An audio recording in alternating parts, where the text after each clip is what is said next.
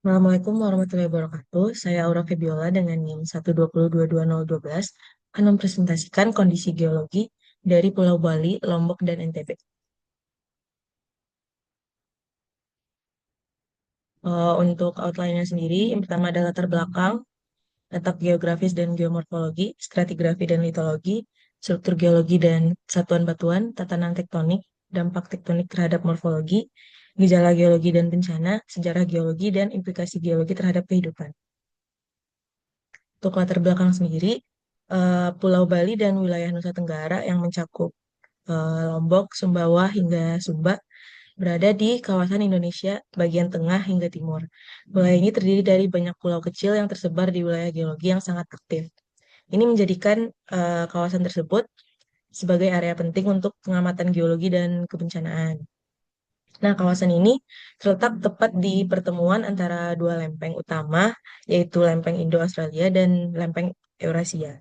Nah, akibat tumpukan ini terbentuklah zona subduksi di bawah palung Jawa dan Banda. Selain itu, ada juga jalur sesar aktif seperti sesar Flores dan jalur vulkanik aktif seperti Busur Sunda dan Banda yang menghasilkan gunung-gunung aktif seperti Gunung Agung, Rinjani, dan Gunung Tambora. Untuk aktivitas dari tumbukan lempeng ini, yaitu naiknya magma dari subduksi yang menyebabkan terbentuknya berbagai fitur geomorfologi seperti barisan pegunungan, vulkanik, kaldera, dan juga patahan aktif hingga daratan pantai yang terbentuk dari proses erosi dan pengendapan. Bentukan ini juga mempengaruhi pola penggungan lahan, tata air, dan aktivitas ekonomi produk lokal. Selanjutnya ada letak geografis dan geomorfologi. Eh, Secara geografis, ketiga wilayah ini yaitu Bali, Lombok, dan Sumbawa, berada dalam satu jalur busur kepulauan yang terbentuk akibat aktivitas tektonik subduksi. Meskipun satu sistem, namun karakter geomorfologinya tentu berbeda-beda. Dari Bali dan Lombok sendiri, kedua pulau ini didominasi gunung api yang aktif seperti Gunung Agung dan Rinjani. Zona ini sangat rawan terhadap erupsi dan aktivitas seismik karena berada di atas zona subduksi aktif. Kalau Sumbawa didominasi oleh perbukitan kars dan dataran tinggi tanpa gunung api aktif. Seperti terdapat kaldera, contohnya kaldera Gunung Tambora. Nah, morfologinya mempengaruhi proses geologis dan potensi bencana seperti gempa, letusan, dan tanah longsor.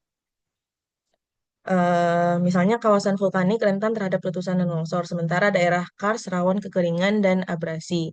Selain itu, zona-zona sesar juga dan patahan aktif menyebabkan gempa bumi yang signifikan seperti yang terjadi di Lombok pada tahun 2018. Selanjutnya, stratigrafi dan litologi. Bali dan Lombok sendiri itu didominasi batuan vulkanik yang masih berlangsung hingga saat ini. Jenis batuan utamanya seperti andesit, basalt, dan tuff.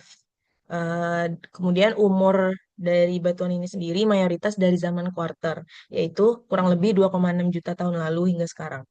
Batuan-batuan ini berasal dari letusan gunung api aktif seperti Gunung Agung dan Rinjani. Litologi ini juga mencerminkan lingkungan pengendapan yang bersifat ekstrusif yang berada di dekat permukaan bumi. Sedangkan Sumbawa sendiri didominasi oleh batuan sedimen dan metamorf seperti batu pasir, gamping, sekis, dan filit yang berumur sekitar Mesozoikum sampai Tersier. Ini menunjukkan bahwa wilayah Sumbawa pernah berada di bawah laut, mengalami perlipatan, pengangkatan atau uplift, dan metamorfisme ringan hingga sedang. Eh, Selanjutnya ada struktur geologi dan satuan batuan. Struktur geologi pada Pulau Bali dan Lombok sendiri didominasi oleh sesar vulkanik dan aktif. Pulau Lombok merupakan salah satu wilayah yang berada di zona transisi tektonik yang sangat aktif. Terdapat beberapa struktur tektonik penting seperti sesar vulkanik dan aktif. Nah, sistem sesar naik besar ini memanjang dari utara Bali hingga Flores. Ini adalah sumber gempa bumi seperti yang terjadi di Lombok pada tahun 2018. Sedangkan terdapat juga sesar mendatar seperti Flores dan Sumba Fault berkontribusi terhadap pergerakan lateral batuan kerak. Kemudian satuan batuan ini masing-masing pulau sesuai dengan proses pembentukannya. Selanjutnya ada struktur geologi dan satuan batuan. eh, proses tektonik yang terjadi di Bali dan Lombok ini tuh berada di zona subduksi yang dipengaruhi oleh Flores Strait Strike Slip Fault dan Sumbawa Strait Strike Slip Fault. Kemudian penunjaman ini terjadi melalui Palung Jawa dan menghasilkan busur vulkanik aktif yang mencakup deretan gunung api modern seperti gunung yang di sepanjang Nusa Tenggara, termasuk Gunung Agung dan Gunung Rinjani. Lalu laju subduksi kurang lebih 80 mili per tahun yang tergolong cepat dalam skala geologi. Kemudian ada aktivitas subduksi ini juga menyebabkan pelelehan mantel atas menghasilkan magma, lalu membentuk gunung-gunung api aktif yang seperti yang kita lihat sekarang. Kemudian ada tatanan tektonik. eh, Pulau Bali dan Lombok berada di busur vulkanik aktif akibat subduksi lempeng Indo-Australia ke bawah lempeng Sunda melalui Palung Jawa. Kemudian subduksi ini membentuk kehadiran magma yang menyebabkan munculnya gunung api seperti Agung dan Rinjani, sehingga memunculkan struktur lipatan dan sesar kompleks.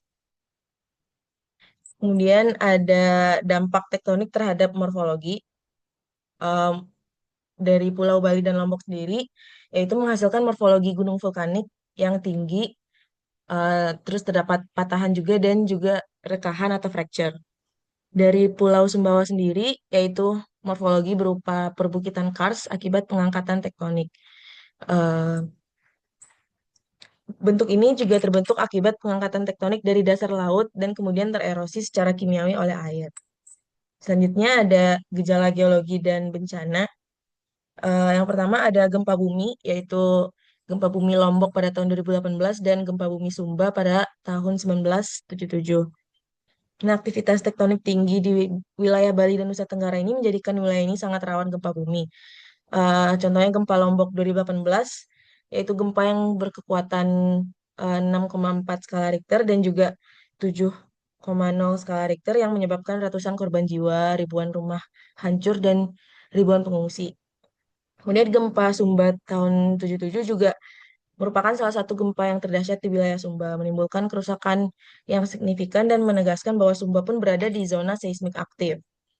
Kemudian juga terdapat letusan gunung seperti Gunung Agung pada tahun 1963, kemudian pada tahun 2017 sampai 2019, dan juga letusan Gunung Rinjani pada tahun 1257 sampai 2016. Nah, letusan Rinjani pada tahun 1257 juga disebut sebagai salah satu erupsi terdahsyat di dunia yang meninggalkan kaldera Sagara Anak. Kemudian juga terdapat risiko tsunami dan longsor di area rawan. Selanjutnya, sejarah geologi. Nah, sejarah geologi wilayah Bali Lombok Sumbawa mencakup rentang waktu yang sangat panjang, mulai dari Mesozoikum yaitu sekitar 252 sampai 66 juta tahun lalu, yaitu merupakan masa pembentukan kerak samudra dan awal tumbukan mikrobenua. Kemudian pada zaman kuarter, yaitu sekitar 2,58 juta tahun lalu hingga sekarang, yaitu periode pembentukan bentuk daratan modern, seperti yang kita lihat sekarang, dan juga aktivitas vulkanik intensif dan munculnya busur kepulauan. Nah, proses-proses penting yang terjadi yaitu terdapat pergeseran lempeng tektonik, yaitu subduksi, kolisi, dan juga akresi. Kemudian juga terdapat aktivitas vulkanik, letusan, intrusi magma, dan juga pembentukan kaldera, dan juga pembentukan morfologi daratan, seperti dataran tinggi, gunung, lembah, hingga cekungan. Kemudian Pulau Bali dan Lombok juga berada pada busur vulkanik aktif, di mana terbentuk dari proses subduksi lempeng Indo-Australia ke bawah lempeng Eurasia atau Sunda. Proses ini juga menghasilkan zona lelehan magma di mantel atas yang naik ke permukaan, lalu membentuk gunung api seperti Agung dan Rinjani. Akibatnya terbentuk rangkaian kepulauan vulkanik seperti Volcanic Island Arc dengan ciri khas batuan beku, vulkanik, dan aktivitas kegempaan tinggi. Nah, berbeda dengan Bali dan Lombok, Sumbawa terbentuk dari batuan sedimen laut dalam seperti batu pasir, batu gamping, yang berasal dari periode Mesozoikum dan Tersier. Wilayah ini mengalami pengangkatan tektonik akibat kolisi antar lempeng dan mikrobenua. Proses ini juga menyebabkan batuan sedimen laut terangkat ke permukaan lalu terlipat hingga membentuk perbukitan dan pegunungan. Selanjutnya ada implikasi geologi terhadap kehidupan, potensi sumber daya alam. Nah, di Bali juga terdapat tanah yang subur, yaitu yang berasal dari abu vulkanik dan material letusan gunung api yang melapuk. Nah, hal ini juga menjadikan tanahnya subur, cocok untuk pertanian padi, sayuran, dan perkebunan. Tanah yang subur juga turut mendukung perekonomian masyarakat. Kemudian ada tambang mineral di Lombok. Lombok juga diberkahi oleh formasi geologi yang kompleks yang mengandung mineral dan biji, seperti emas, perak, tembaga, dan mangan. Kemudian, keberadaan sumber mineral ini juga dimanfaatkan untuk memenuhi kebutuhan industri masyarakat lokal. Kemudian ada batu gamping dan fosfat juga di wilayah Sumba. Sumba juga merupakan daerah yang mempunyai cadangan batu gamping dan fosfat yang melimpah. Kemudian bencana alam seperti letusan gunung api, gempa, dan kekeringan. Perlu pengelolaan berkelanjutan dan mitigasi bencana terkait implikasi geologi ini. Selanjutnya, ini referensi yang saya gunakan. Terima kasih. Assalamualaikum warahmatullahi wabarakatuh.